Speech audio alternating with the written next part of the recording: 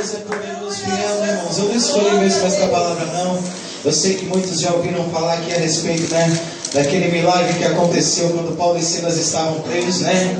A Bíblia diz que Deus, na sua infinita misericórdia, olhou de lá de cima e falou assim: olha, eu vou pegar esse rapazinho aí que tanto persegue a minha igreja, eu vou pegar esse rapazinho aí que tanto persegue o meu povo, que tanto fala mal do meu evangelho, e vou mostrar para ele que eu sou um Deus vivo, que opero milagres, que ando com eles na terra, que jamais abandono o povo que é chamado povo meu.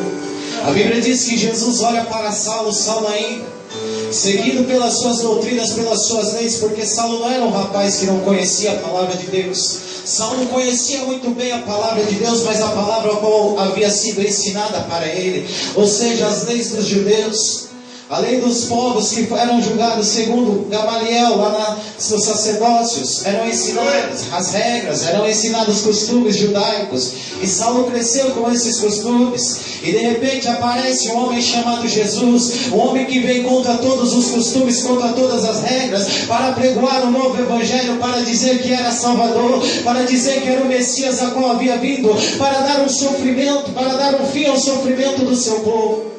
A Bíblia diz que Saulo, ouvindo falar isso, começa agora a perseguir a igreja de Deus, começa a perseguir os cristãos, a lançá-los na prisão, a tirar até mesmo a vida de algum deles.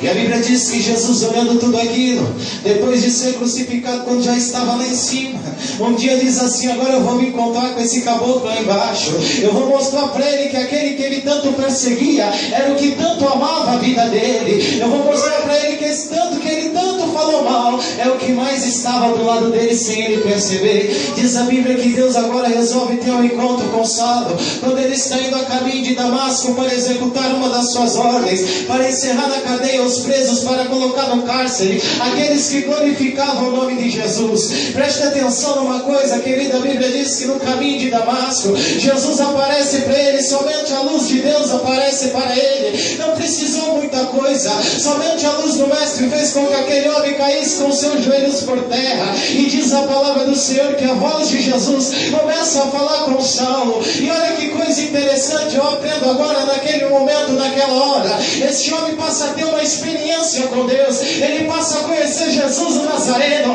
não só de ouvir falar, mas agora ele começa a ver a presença do Mestre, ele começa a ter a certeza de que ele estava andando no caminho errado, no caminho que ele precisava andar era outro. Preste atenção, que coisa interessante, amado. Diz a Bíblia que ali Deus converte a vida desse homem chamado Saulo, e agora passa a se chamar Paulo. E agora nós vamos entender algo da história.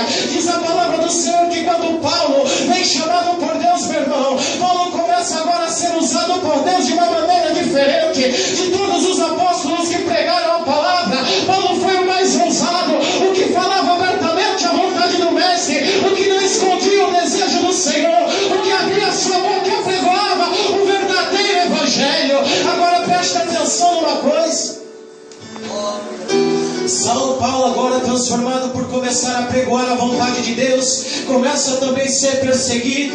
Aquele que tanto perseguiu o Evangelho, agora começa a sofrer perseguição por amor a Cristo, começa a sofrer angústias, começa a sofrer maus tratos, porque está agora servindo o bondoso Mestre. Mas entenda aí uma coisa, a Bíblia diz que quando Deus ele batiza o homem com o Espírito Santo, a vida desse homem nunca mais é a mesma. A vida desse homem nunca mais está lançada à sua própria sorte, porque quando ele recebe o Espírito que vem de Deus, ele passa a ser chamado Filho de Deus. Paulo descreve isso numa das suas cartas, como ele diz assim: olha, e todos nós que aceitamos a Jesus, a fim de recebermos o título de adoção de filho, quer dizer que quando nós aceitamos a Jesus, não passamos a ser mais servos de Jesus, nós passamos a ser chamados Filho de Deus, porque sobre a nossa vida há o Espírito do próprio Deus chamado Jesus de Nazaré. Você está compreendendo, meu querido? Esse homem agora passa a ser cheio da presença de Jesus. E a Bíblia diz que o homem cheio da presença de Jesus não significa que ele não vai sofrer na sua vida angústia, não significa que ele não vai sofrer na sua vida perseguição, não significa que ele não vai sofrer na sua vida alguma afronta, não significa que ele não vai sofrer calúnia, mas significa que se ele tem a presença de Deus, ele vai suportar a aflição, ele vai suportar a calúnia, ele vai suportar a afronta, ele vai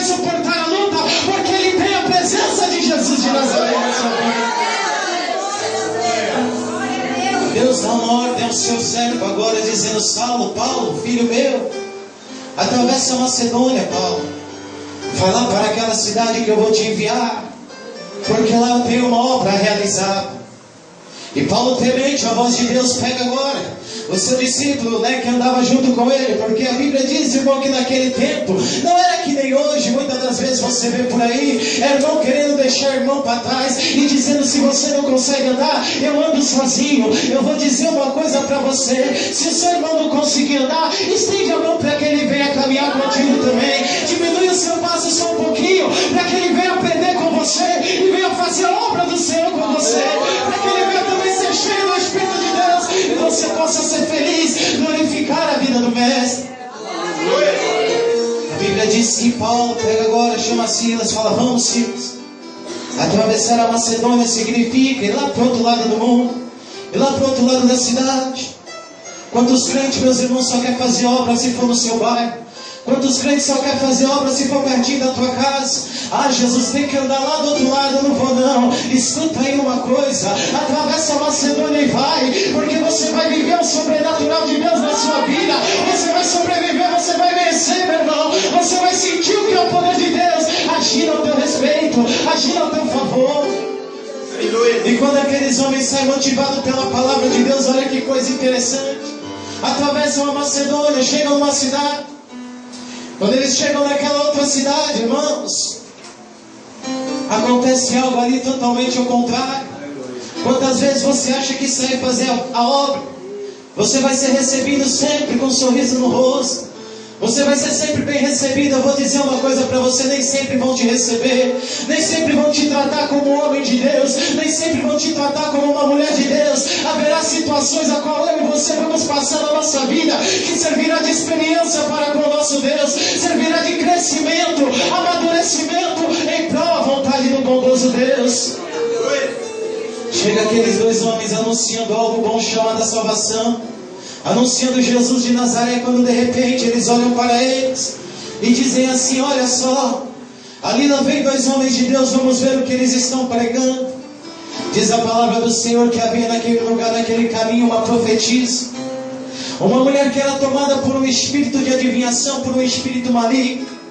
Olha que coisa interessante, irmãos. Paulo e Silas eram homens cheios do Espírito Santo de Deus, e por onde eles passavam, Deus manifestava a sua glória.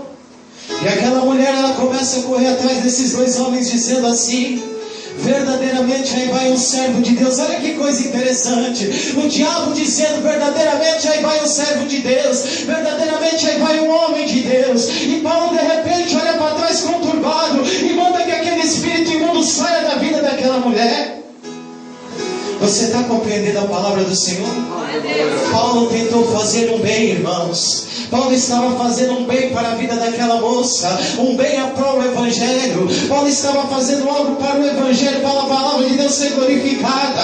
E de repente o espírito de adivinhação que havia naquela mulher foi-se embora. Sabe o que eu aprendo só com essa palavra, só com a revelação que Deus me dá? Que nem todo mundo que prega Jesus de Nazaré tem o Espírito Santo de Deus na sua vida. Nem todo que diz que faz a obra pelo nome do Senhor tem o Espírito de Deus na sua vida.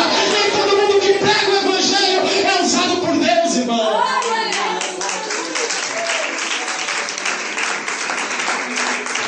Então que palavra você está dizendo? Você está vendo, é Bíblia, não é minha vontade. Eu não prego placa de igreja, eu não prego mesmo. E se quiser me punir, me puna. Aleluia. Já vi Deus usar mendigo, já vi Deus usar prostituta, já vi Deus usar ladrão para pregar a sua palavra. Você está entendendo, irmãos? O diabo, quando as pessoas, muitas das vezes Deus fala que o diabo vem para enganar, vem no sapatinho de algodão, irmão, ele não entende. Muitas das vezes, irmão, a experiência que você tem que viver com Cristo. Estava eu no monte orando de madrugada, 3 horas da manhã sozinho. Havia ali um grupinho que estava ali de outra igreja, eu não vou citar, tá? E de repente aquela mulher chegou até mim e começou a revelar coisas da minha vida. Começou a falar coisas e daqui, de lá. E eu olhei para aquilo ali assim, Deus falou assim: e aí, meu filho, está sentindo a minha presença? Eu falei: não, o negócio está um frio danado. Mas ela está revelando, Senhor, ela está falando coisas da minha vida. Aí Deus começou a falar: o diabo vive sondando. Muitas das vezes você está orando na igreja, irmão. Tem alguém do lado escutando a tua oração para depois passar uma revelação que vai te machucar. Jesus, glória a Deus. O crente tem que aprender a vigiar. E aquela mulher olhou para mim e começou a falar uma língua estranha que eu nunca vi, porque era estranha mesmo. E daqui a pouco ela saiu, roubou um piano e pá, com a cara no barro. Eu falei, não tem Espírito Santo não, sabe por quê? Porque jamais o Espírito Santo de Deus joga alguém com a cara no barro. Jamais o Espírito Santo de Deus judia dos seus filhos. Deus é amor, meu irmão. Jamais Deus vai usar você para te jogar no chão. Jamais Deus vai te derrubar da maneira que você vê por aí hoje em dia. É um tal de derrubar no poder daqui, derrubar na unção de lá. E Jesus não está nem no meio da igreja, irmão. Pelo amor de Deus. Pregam a Jesus, mas está longe de Deus, irmão. E ali no monte eu comecei a olhar aquela situação, irmão. Aquela irmãzinha coitada com a cara no bar. Eu fiquei com dó. Você está entendendo? Porque havia na vida dela o espírito do engano. Havia o espírito da adivinhação. Sabe o que tem matado muito crente dentro da casa de Deus hoje? É uma das cadeias que nós vamos falar. Você fica aí, filho, tá? Para aí. É uma das cadeias que nós vamos falar, é essa. É a cadeia espiritual. Eu dei toda essa volta na palavra para você entender isso. Presta atenção que aqueles homens eram cheios do seu Espírito, do Espírito de Deus. Eles não eram enganados. E quando Paulo e Silas falam aquilo, ali acontece um milagre, irmãos. A obra de Deus. As pessoas olham para ele e dizem assim, agora o nosso lucro secou, a nossa fonte de dinheiro se acabou. Você está entendendo? Tem muitos lugares hoje em dia que só pregam a palavra do bondoso mestre, porque já virou instituição financeira. Se você tiver o alto dízimo, você é tratado como um rei. Mas se você não for um dizimista, você nem no ponto entra dentro da igreja, porque você chega, não é recebido. Eu vou dizer para você, Deus não está nesse negócio, Deus não está no dinheiro, Deus está na obra, no amor, na libertação, em curar a tua vida, em sarar a tua ferida, em mostrar para você, Ele é Deus que te dá paz. Como assim, irmão Alexandre? Deus não abençoa? Se não abençoa, se não deixar escrito na sua palavra. Mas muitos estão vindo para a igreja, irmãos, buscando somente material, esquecendo do espiritual. Sabe aquela revelação que muitas das vezes é passada só para agradar um vaso? Eu não posso mesmo não, irmão. Se Deus não dá, fala mesmo. Aleluia. Eu não agrado o homem não. Glória a Deus. Sabe, irmãos, eu já vi, já aconteceu.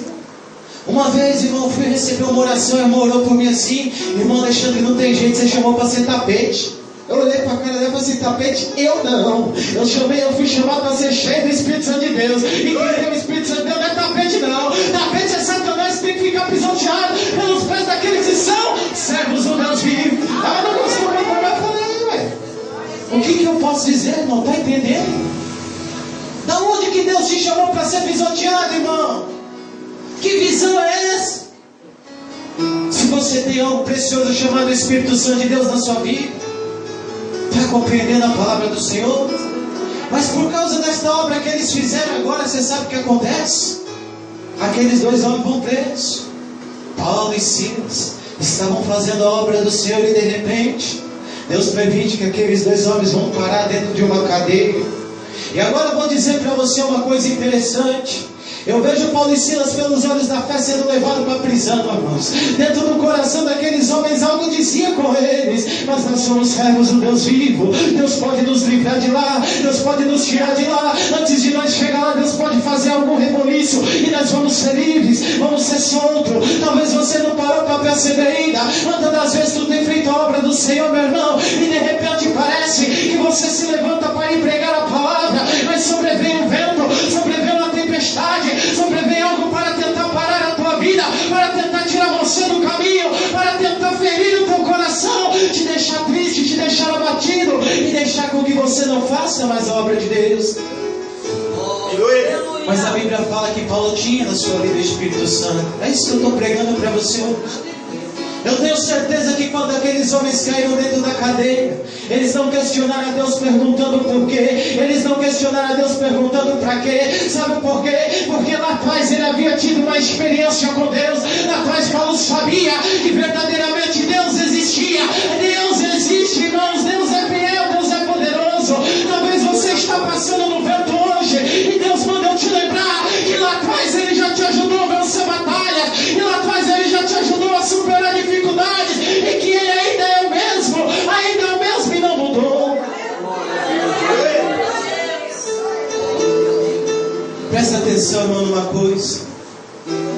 das vezes nós vemos a igreja e é nos passado uma profecia que não se cumpre. Uma profecia que muitas das vezes não é o tempo de Deus cumprir na nossa vida. Isso acaba causando dentro de mim, dentro de você, uma cadeia chamada cadeia espiritual. Sabe aquela cadeia que não quer acabar, irmãos? Você tenta sair dela, mas você não consegue. Você tenta adorar a Deus, mas você não tem forças para isso. Você até tenta fazer a obra do Senhor, mas a tristeza está tão grande, aquela frieza espiritual, você não consegue sentir a presença de Deus. Isso é uma cadeia, isso é uma grade.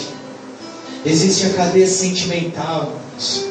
A cadeia sentimental é aquela cadeia que você anda, você está tudo bem na tua vida, mas aquele vazio aqui dentro continua. Você olha para um lado, você olha para o outro, e você diz: Jesus, vem preencher esse vazio. Jesus, vem tirar isso de mim. Jesus, eu preciso de um namorado. Senhor, eu preciso de um casamento. Oh Deus, eu tenho feito a tua obra, mas ainda está faltando algo dentro do meu coração. Isso chama-se cadeia sentimental. Presta mais atenção que ainda tem mais uma, a cadeia da enfermidade. Quantas pessoas, meu irmão, dizem: Deus está me provando com a minha enfermidade. Presta atenção no que diz a palavra de Deus. Verdadeiramente Ele tomou sobre si as minhas dores, as suas dores, as nossas enfermidades. Ele levou sobre si o castigo que me traz a paz. Estava sobre Ele, e pelas suas pisaduras eu e você fomos sarados.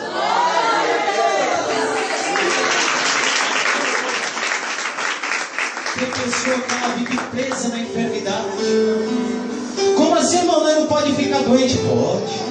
Quem nunca ficou doente na sua vida? Quem nunca teve um problema de só Deus para resolver?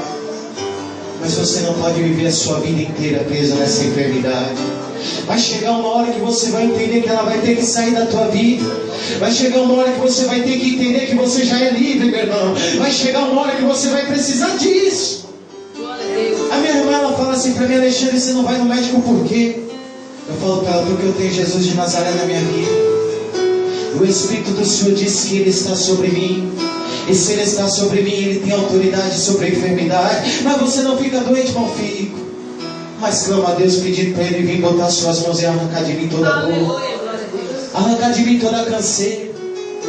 Presta atenção no que eu estou te dizendo. Muitas das vezes nós pregamos esta palavra, o povo só vê a cadeia, irmãos. A cadeia que está lá, as grades, as paredes. Mas eu vou resumir para você o que é uma cadeia. Uma cadeia é um lugar onde você está e dali você não consegue sair. Por mais que você tenha vontade, você olha para o lado, só vê a escuridão. Você olha para o outro lado, só vê a escuridão. Você olha para frente, não tem saída. Olha para trás, não consegue mais andar. Sabe o que significa isso, irmão? O momento da minha e da tua vida a qual nós estamos presos, e é neste momento da maior dificuldade, da maior luta que Jesus quer operar. É nesta hora que Ele quer mostrar para mim e para você que verdadeiramente Ele está conosco em todos os momentos da nossa vida.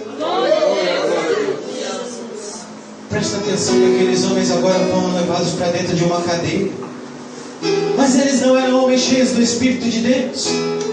Mas ele não é um pregador, irmão. Por que ele entrou em depressão? Ele não era um levita. O que está acontecendo com a vida dele? Hoje ele já não tem mais forças para louvar. Ele até tenta ir para a igreja, mas o louvor dele já não é mais como antigamente. Muitas das vezes, irmão, tem gente dentro da casa de Deus apontando, julgando, tacando pedra, e não sabe o que o coração daquela pessoa está passando, o que ela está vivendo naquele momento, o que está acontecendo com ela naquela hora. Está presa dentro de uma cadeia. Mas a Bíblia diz que o adorador, irmãos, aquele que teve uma experiência com Deus, aquele que teve um compromisso com Deus, aquele que teve um chamado, aquele que teve um encontro com Deus, quando ele se pega dentro de uma cadeia, ele olha para cima e começa a dizer: Deus, tudo em volta a mim está morto, tudo à minha volta está parado, todos os meus sonhos, os meus projetos estão trocados, mas dentro do meu coração há uma semente chamada amor, e é nessa semente, meu Deus, que eu vou fluir a minha vida. É nessa hora, em meio ao vale, em meio à adversidade, eu vou erguer a minha voz para te adorar. Em meio ao problema, em meio à luta, eu vou fazer a tua obra. Em meio à dor, Senhor, eu vou render a ti no louvor. Quando você entra ali na palavra de Deus e você diz assim: irmão, eu canto para Jesus. Cantar para Jesus é uma coisa, louvar a Deus é outra. você louva a Deus, não é só quando você vem aqui na frente, pega o microfone aqui para cantar, te louvarei.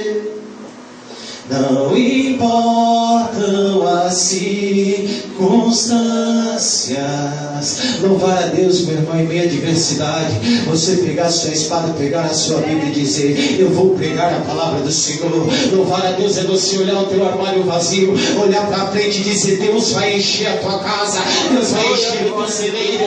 Isso significa louvar a Deus. Louvar a Deus é você sair, não importa a condição que está o tempo, mas dizer: Deus, eu vou pregar a tua palavra. Isso é louvar a Deus. É quando o inimigo chegar para você e perguntar: cadê o teu Deus nessa prova? Dentro do teu coração você dizer: o meu Redentor vive. Isso é louvar a Deus. Louvar a Deus é quando o problema bater na tua porta, você dizer assim: olha, problema, pode estar me machucando hoje, pode estar me torturando agora, mas o meu Redentor, Ele vive e Ele se levantará em meu favor. É quando alguém chega para você e perguntar: cadê o teu Deus? Tu diga assim: Pere, o meu Deus está no céu, mas o Espírito Santo está aqui comigo, andando juntamente comigo na hora da adversidade, andando juntamente comigo na hora da dor. Isso é louvar a Deus. Isso é louvar ao Senhor. Cantar, irmãos, é uma coisa. Adorar a Deus é você não negar o seu nome. Adorar a Deus é quando você pode estar ferido pela dor, ferido pela luta. As suas costas podem estar doídas pelo chicote, pode estar doído, sangrando, mas você olha aquela alma precisando de uma ajuda, você vai até ela e estende a mão. Sabe por quê? Porque você louva a palavra do Mestre, você louva a palavra de Deus, você louva o Deus que te chamou. E quando você faz isso, meu irmão, o coração de Deus lá em cima começa a se movimentar aqui na terra. Ele olha para você e começa a dizer: agora ela está me louvando em meio à adversidade, agora eu vou mandar um terremoto lá embaixo e vou tirar ela dessa situação, vou tirar ele dessa cadeia, vou mostrar para ele que eu vim para ele ser feliz. Eu tenho certeza que aqueles homens dentro da cadeia, as pessoas olhavam para eles. Eu tenho certeza, a Bíblia não fala, mas pela revelação de Deus eu tenho certeza. Eu já passei dentro de uma cadeia e sei o que eu estou te falando. Alguém deve ter olhado para ele e perguntado: mas tu não é servo de Deus? Mas tu não é filho de Deus? Quantas pessoas muitas das vezes passam por mim, passam por você e dizem: olha lá vai o crente, olha o sapato do crente está furado, olha lá para você ver, o crente está precisando, e diz que é crente, diz que é servo de Deus. Aí você chega dentro da sua casa, dobra o seu joelho e começa a dizer: Deus, eu não aguento passar por essa prova, eu não aguento passar por essa luta, ou porque eu estou passando essa humilhação, ou porque eu estou passando esse processo. E a única coisa que Deus queria ouvir de você é dizer: Deus, eu te louvo, Senhor, eu te agradeço, porque até aqui o Senhor tem me sustentado. Eu tenho certeza disso. Presta atenção numa coisa, irmão. Louvar a Deus vai muito além de cantar para Ele. Sabe quando você louva a Deus? É quando você passa por um mendigo na rua que seja, e você dá R$1 para ele tomar um café que seja, é louvar a Deus. Ai, mas vai comprar pinga? Nem todos, nem todos. Muitas das vezes você tem ali para pagar um copo de leite, mas você não dá. Sabe o que você está fazendo? Não está louvando a Deus. Aí chega na igreja e diz: adorador é tudo que eu sou, adorador, assim Deus me formou. Mas será que verdadeiramente tu tens sido adorador? Será que verdadeiramente eu tenho sido adorador? Ou será que ao invés de ajudar o próximo, eu só estou falando mal dele? Ou será que eu estou esquecendo a palavra de Deus, o Evangelho, a qual Jesus pregou, a qual Jesus pregou para Paulo, a qual Jesus pregou para Silas, a qual pregou para mim, pregou para você?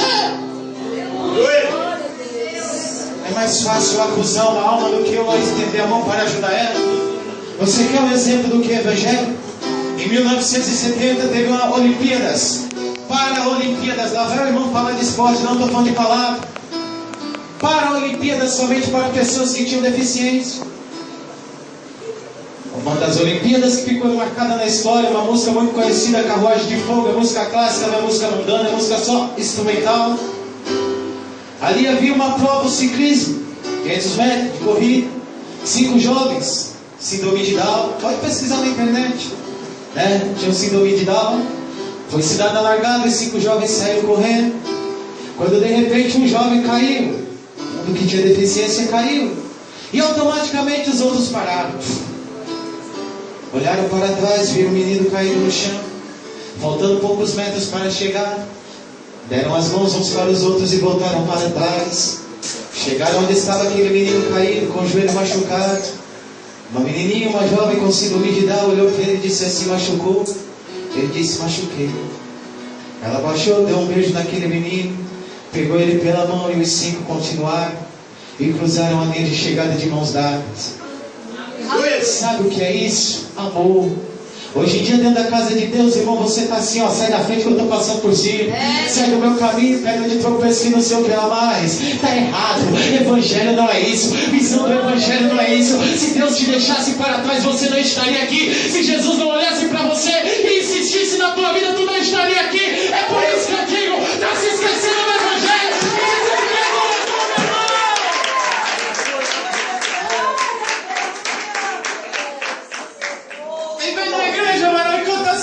Há muitos feridos que choram de angústia e de dor. Mas esquece que cantou isso aqui. Quando chega lá fora, mete o pau na irmã que estava com a saia comprida, ou mete o pau na irmã que estava com a saia lá, um salto um pouquinho alto. Para com isso, crente, pelo amor de Deus. Se você está vendo o teu irmão está errado, começa a jejuar, orar por ele, vai lá e ensina dentro da palavra.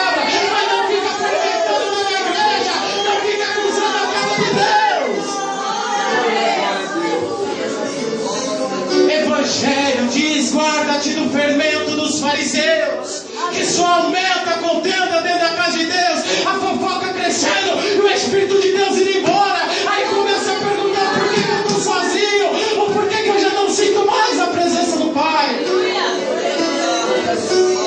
Porque está deixando de louvar a Deus. Está dentro da prisão, irmão. E essa prisão só vai cair quando você aprender a ser um verdadeiro adorador. Esta prisão só vai ser derrubada na minha e na tua vida quando eu e você aprender a louvar a Deus, aprender a buscar a palavra do Mestre, aprender a trazer novamente ao nosso coração o primeiro amor, as primeiras obras. O Evangelho não mudou, quem está mudando são as pessoas, mas o Evangelho é o mesmo. Jesus ainda continua sentindo fome, ainda continua sentindo sede, ainda continua sentindo frio, ainda continua procurando casa para morar. A Bíblia diz que Jesus diz assim, ó: estive com fome e não me deste de comer, estive nu e não me vestiste, né? Eu tive sede e não me deste de beber. Está entendendo? Quantas vezes Deus tem colocado no caminho de crente, Deus está dizendo aqui só para provar, só para provar. Ou você acha que Jesus só prova a tua fé na hora da adversidade? Não. Sabe quando Deus prova se eu e você verdadeiramente estamos sendo um verdadeiro adorador? É quando Ele traz aquela alma que tanto precisa até você. Ele quer ver se dentro do teu coração vai haver amor. Ele quer ver se aqui dentro vai ter compaixão com Ele. Sabe por quê? Porque Ele conhece aqui dentro. Ele sabe o que você está sentindo na hora. Muitas das vezes eu não tenho que dizer eu amo os mendigos, mas se chegar ao pé, eu não aguento nem o cheiro. Está errado, meu irmão. Jesus aguentou o cheiro do teu pecado. Tu tem que aguentar o cheiro lá fora também.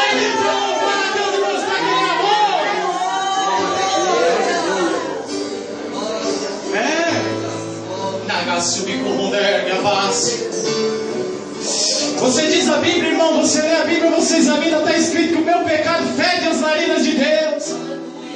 O que Deus aguentou para ter que chegar perto de mim?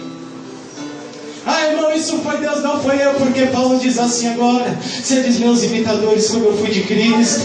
Seja imitador do Senhor Jesus, não do homem. Seja imitador daquele que pode tudo na tua vida, não daquele que não pode fazer nada por você, não daquele que é falho, não daquele que erra. Imite a palavra de Deus, leia as Escrituras, irmão. Aí você vai ver a cadeia começar a cair na sua vida. Talvez você fale tudo isso para mim e fale assim: irmão Alexandre, você está falando tudo isso, você já viveu tudo isso. Eu vou dizer para você só uma coisa: nas horas difíceis da vida eu pude cantar as notas mais lindas que existem no ar. O mundo inteiro em mim não acreditava, E às vezes zombavam dizendo: onde está o teu Deus? Dentro do meu coração havia uma guerra, que mesmo cansado eu insistia em lutar. E quando eu rastejava no chão, caído ao solo, eu senti suas mãos me pegarem no colo.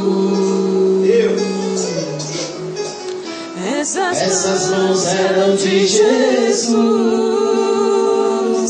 Jesus, mão do Deus forte. Descobri o porquê, me deu forças pra cantar e pra vencer. Lute, a guerra não está perdida, há uma esperança na vida. Foi Deus quem deu pra você. Lute e não olhe de lado, esqueça o teu fracasso, segue em frente e vai.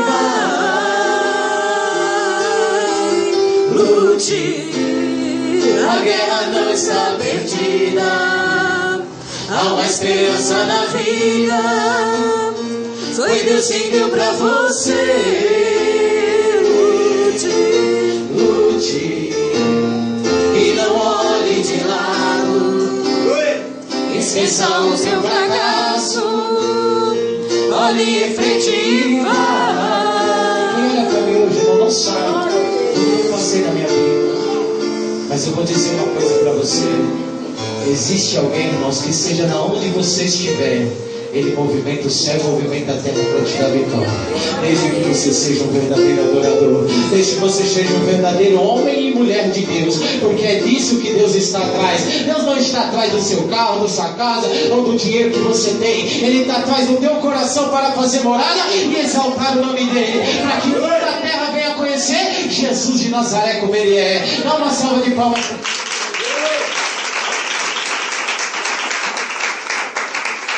O bichinho já desconverteu de novo, oh, meu Deus do céu.